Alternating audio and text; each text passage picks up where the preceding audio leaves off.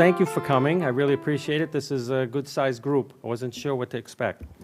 So I'm Norm Corbin, and I'm the chair of the Northborough Revolution 250 committee who's organizing this. Our committee has one simple goal: commemorate Northborough's role in the American Revolution. That's it. So we're trying to do that. We're going to be around for a good year as we start to celebrate things for the signing of the Declaration of Independence. We're a committee of 13 members of all Northborough citizens, and we're coming from different organizations in town. We've got the Historical Commission, the Historical Society, Community Affairs, the American Legion, the Garden Club, the Cultural Council, Cable Access TV, and the National Park Service. So these are the people that are all on the committee. And for those who are here today, could you raise your hand just to identify yourselves?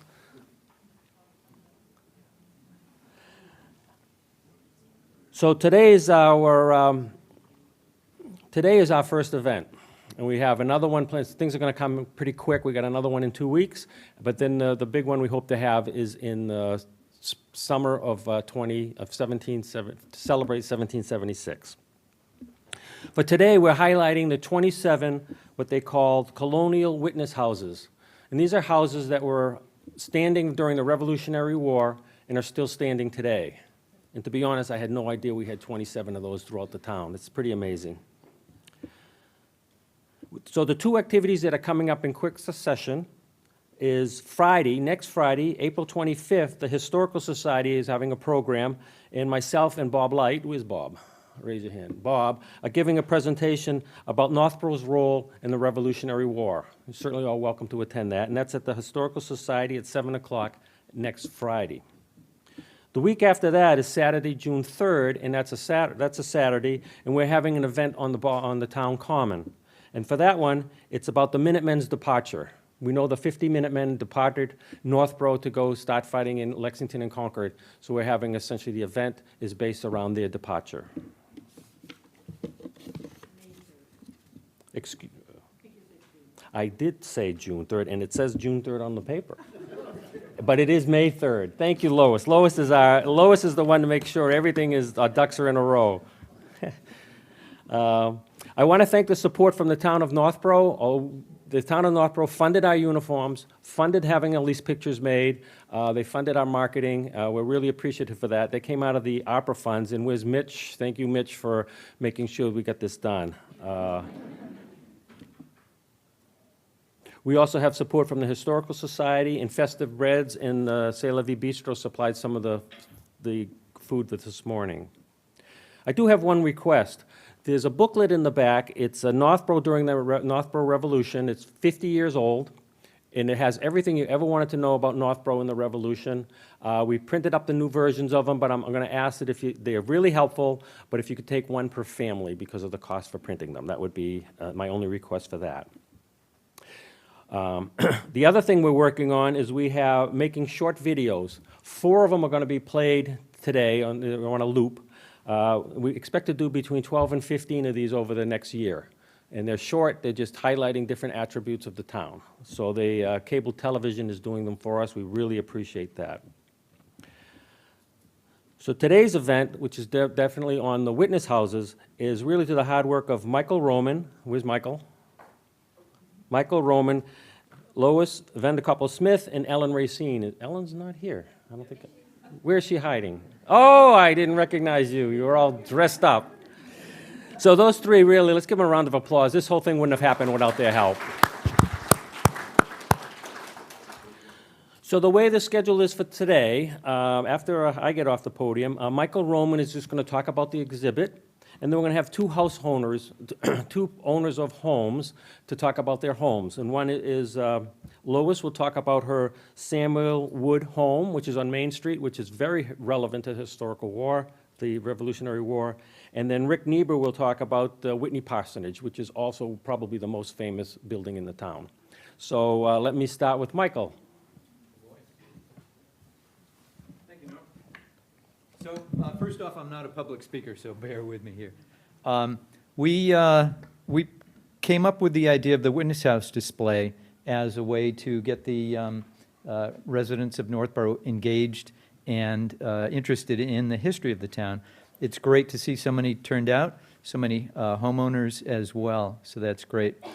Now, there were 27 houses identified through the efforts of Historical Society members, historians here in town. I really appreciate that. And it was a group effort. It was not just a handful of us. It was really the whole committee was involved in this.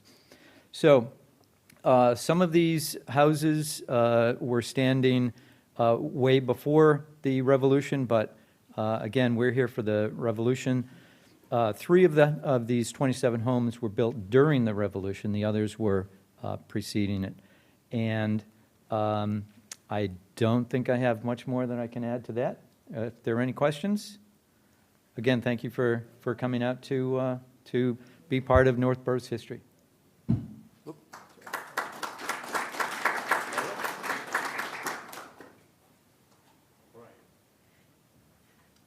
Okay, as Norm mentioned, I'm Lois Vandekoppel Smith, my husband Brian Smith.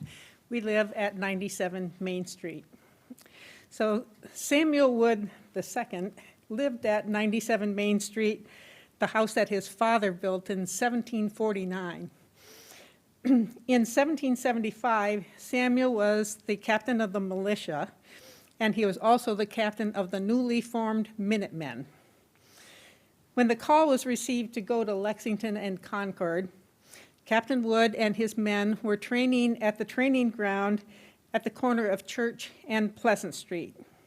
Captain Wood ordered his men to go home, get their provisions, and meet back at his house at 97 Main Street. When there, Reverend Whitney said a blessing for the safe travels, and from there they walked to Lexington and Concord. When they got to Lexington and Concord, the British regulars had already been pushed back into Boston, so the Northborough men were not needed for that battle. But they stayed around in the encampment, and 2 months later, in June of 1775, they were called to participate in the Battle of Bunker Hill. They were involved in the very last part of the Bunker Hill.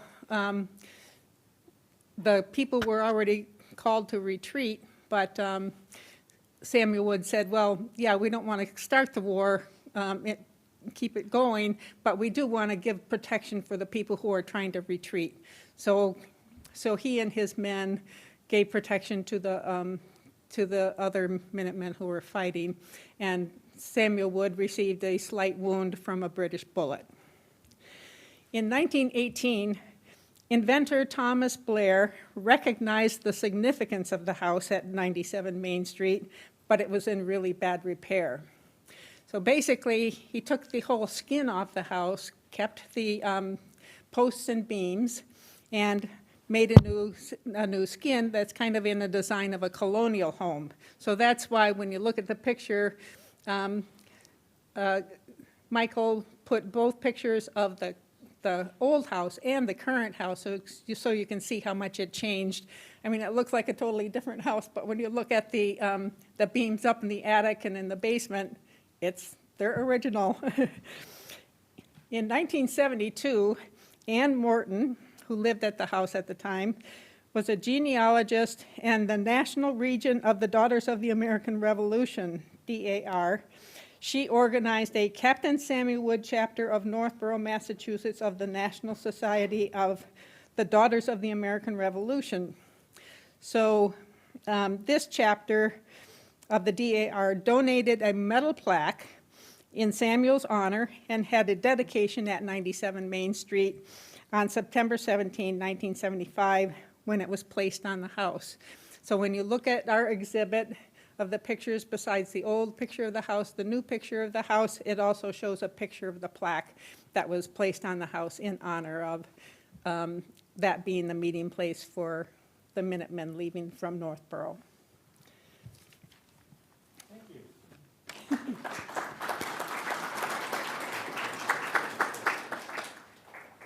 So Rick, there's Rick. There he is.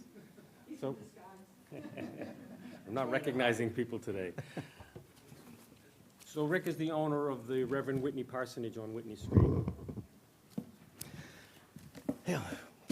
Good afternoon, and Welcome to all the Minutemen, their wives, the camp followers, and citizens of the town of Northborough and outside the town that are visiting us today. I live at 62 Whitney Street along with my companion and my daughter and son-in-law sitting right in the middle here. And the first house was built prior to 1741. It was owned by Nathaniel Oakes, and he was a son-in-law of John Rediet, who was granted the land in 1672 as part of the original Marlborough plantation. At this time, that area was all part of Westborough. Our area is known as the north side of Westborough, and its residents were called Northsiders. At the Westborough Meeting House, though, all towns were required to have a meeting house and a church, and Westborough was in the center of their town. But our residents were upset. They had to walk from here to here to Westborough, every church meeting and every town meeting. And it just got too much in the winter and in the hot summers.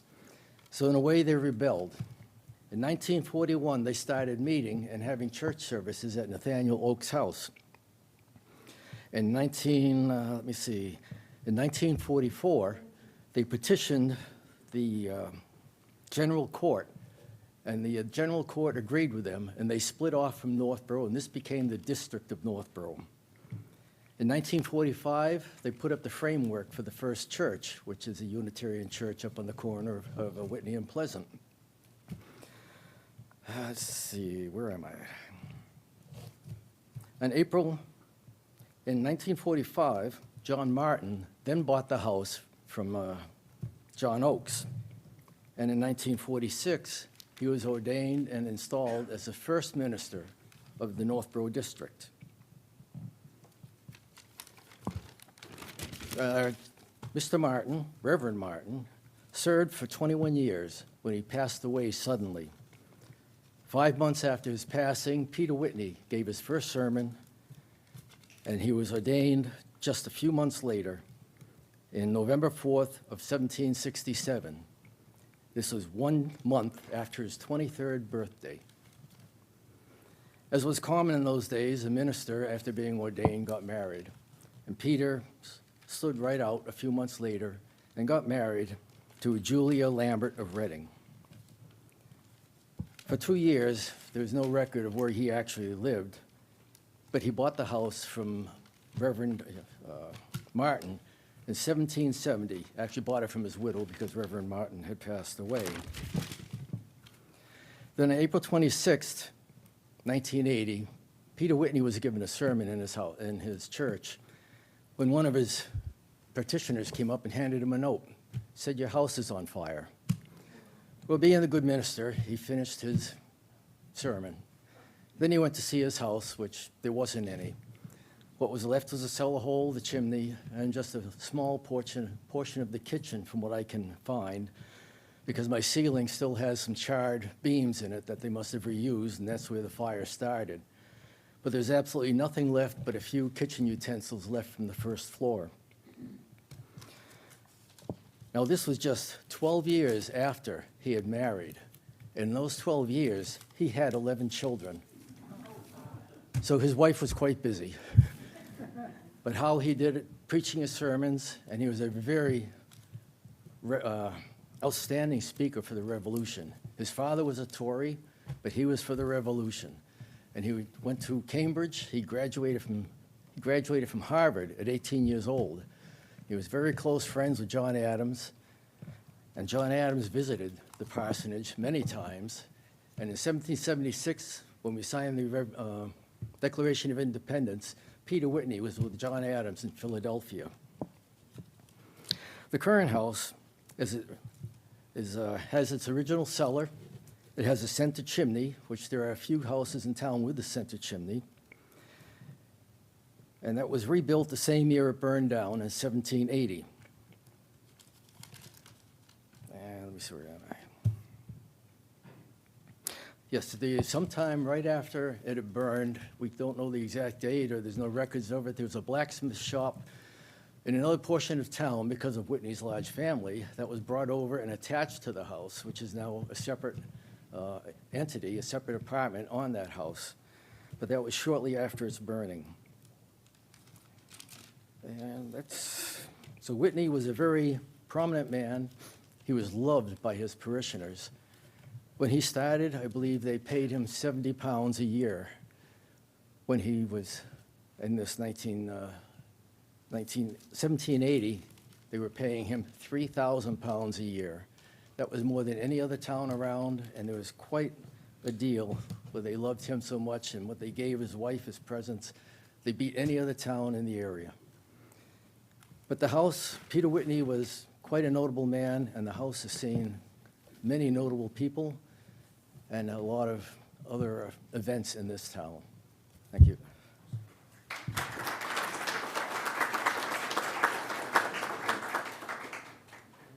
So that's it for the formalities. At this point, just enjoy the photographs.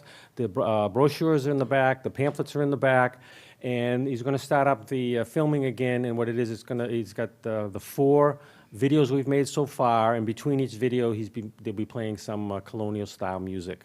And just enjoy the rest of the event. Thank you. Oh. Just mention to them that the QR code that we have here, you can, they're on those little tags. You can click on the QR code and you can find the website that has witness houses. It shows the exhibit of each one of the houses and the information about them, and it also shows the map. So, if you want to look at the houses again when you're home, you can just do. Yeah, the videos are there too. Yeah, the videos that you'll be seeing here are on that same website. So it's a Rev 250 tab on the Northborough Historical Society.org site. And the reason I'm holding this up, thank you for reminding me, is all of the witness houses, we have this put in front of them. We've got about 6 of them up already, but there's another 21 going up in the next few days. So you'll recognize what the homes are. Thank you.